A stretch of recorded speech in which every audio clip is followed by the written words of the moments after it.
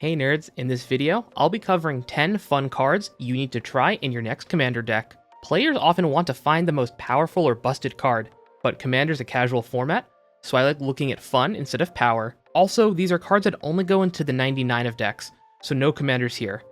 However, I will be giving you some suggested Commanders if you want to play these cards. And if you want more fun content like this, definitely let me know in the comment section down below. Alrighty, let's get into it.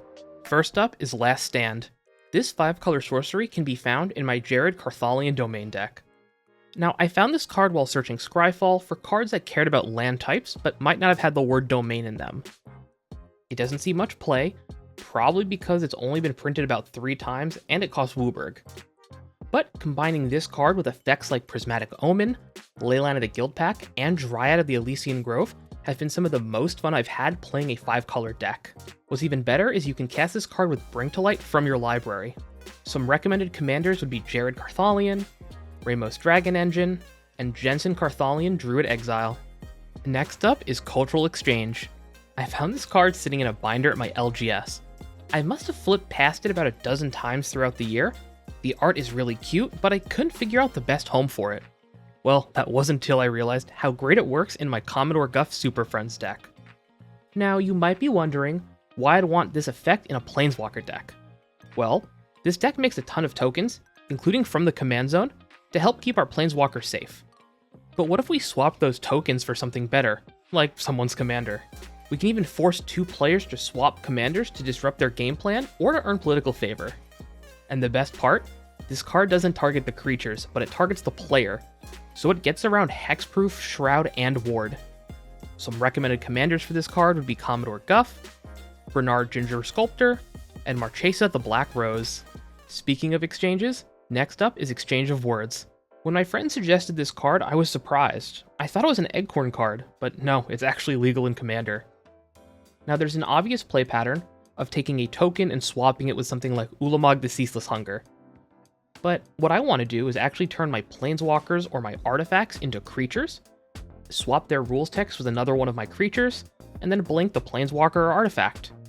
Exchange of Word will only reset when it leaves the battlefield, not any of the targets. So that way we can essentially have 2 of the same Planeswalker or artifact effects out that we might not be able to get otherwise. Now be warned, this card does seem like a rules nightmare, so maybe it won't be the most fun for you. However, I love the idea of this card, and I definitely will be including it in some deck.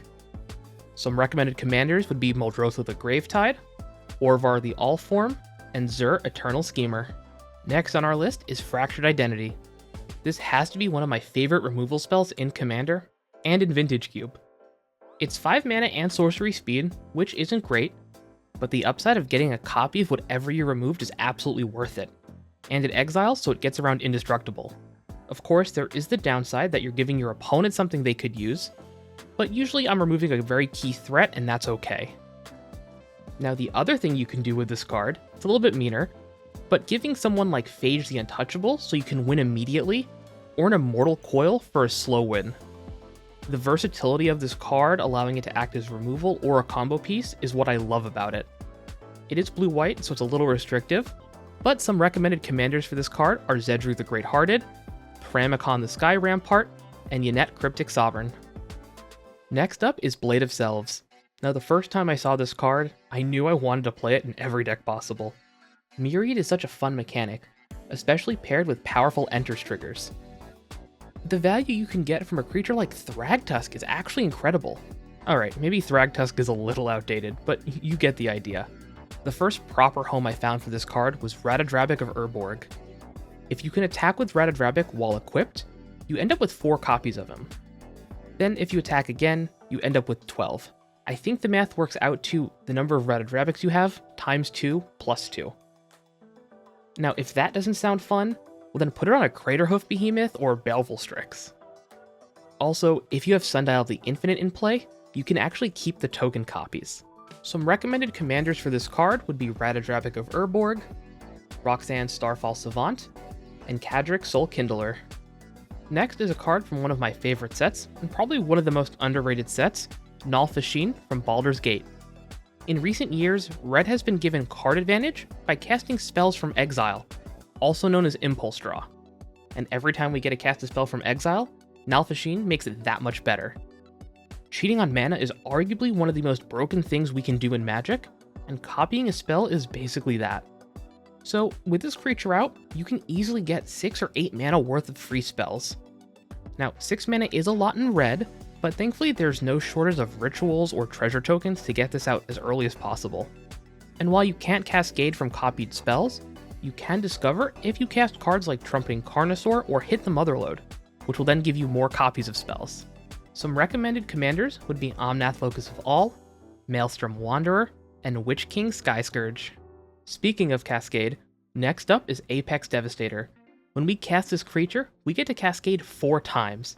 Now, of course, this card is 10 mana, which is definitely a lot, but Cascade is still one of the most powerful mechanics in Commander. It's also a little bit harder to abuse given the larger deck sizes. And the randomness here can lead to a lot of really fun turns. Now, the Timmy and me is hoping we get a Discover variant of this card, but that would probably be just way too good. Now, it costing 10 mana can actually be looked at as an upside. There are a lot of very expensive spells that this will allow us to cascade into. Maelstrom Wanderer, Call Forth the Tempest, Emergent Ultimatum, Eerie Ultimatum, and Last March of the Ents, just to name a few. Some recommended commanders for this card would be Gwenna Eyes of Gaia, Joda Archmage Eternal, and Nakia of the Old Ways. Next up is Fiery Gambit. Do you like flipping coins? Do you like some RNG in Magic? Well, do I have the card for you? Fiery Gambit has an incredible upside of giving you 9 cards and untapping all your lands just for 3 mana. But this will only happen roughly 12.5% of the time. Otherwise, you'll either bolt a creature and or deal damage to everyone, or you'll just spend 3 mana to flip some coins and get a storm count up. But it's that exact kind of randomness that appeals to me. You don't need to just play it in coin flipping decks either. If you want to increase your odds, you can try it in Krark the Thumbless, or maybe the new Storm Force of Nature to get multiple copies of it. And if you really want to lean into this coin flipping a little bit more, you'd also grab Krark's Thumb. Some recommended commanders for this card would be Zada Hedron Grinder, Krark the Thumbless, and Okan Eye of Chaos and Zendersplit Eye of Wisdom partners. If Fiery Gambit is too risky for you, well, try the Deck of Many Things. Well, okay, this card is still risky, but much less so. The odds of discarding your hand, if you have a full group of 7, is only like 35%, which isn't that bad. Think about the other 65% of the time where you get to draw 2 cards or return something from your graveyard to your hand. I actually run this in my Mikaeus the Unhallowed deck because discarding my hand can be an upside, and the other modes are just card advantage. Now, if you want to mitigate some of the downside, you could add Barbarian Class, Will, Blade of Frontiers, and Pixie Guide. There's also the Silver Border Krark's Other Thumb, which I would absolutely let you rule 0 in. And because it's colorless, you can put it in all your decks. Trust me, try cutting Sol Ring for this in just one deck. You won't be sorry. Some recommended commanders would be Mikaeus the Unhallowed, Mr. House, President and CEO, and the Pyrigan Dynamo. And finally, we have Dance with Calamity. If you're looking for real fun, try hitting the number 13 with this. Do you go for one more card when you're at 10? Maybe you risk it for the biscuit, then hit a 4-drop and actually cry. Now, notably, you can also combo this with cards like Thassa's Oracle, since it doesn't stop if you go over 13. But I'm not interested in that. I just want to get as many free spells as possible. It also works great in decks with cards like Apex Devastator or Nalfashine, where you can cascade into it, or get a bunch of copies of spells you cast from exile. And I can't wait to give this card Storm with Storm Force of Nature. And because it doesn't worry about timing restrictions, you can give it Flash with something like Born Upon the Wind to cast this on someone else's end step. I've done it before, it is so much fun. Some recommended commanders for this card would be Rashmi and Ragavan, Storm Force of Nature, and Magar of the Magic Strings. If there are any fun cards you think I missed or want highlighted in the next video, let me know in the comment section down below. The most upvoted card will be featured in the next fun video. Also, make sure to subscribe and ring that bell so you don't miss my fun ranking for Foundations and Jumpstart 2025 coming soon. Alrighty nerds, I'll see you in the next one.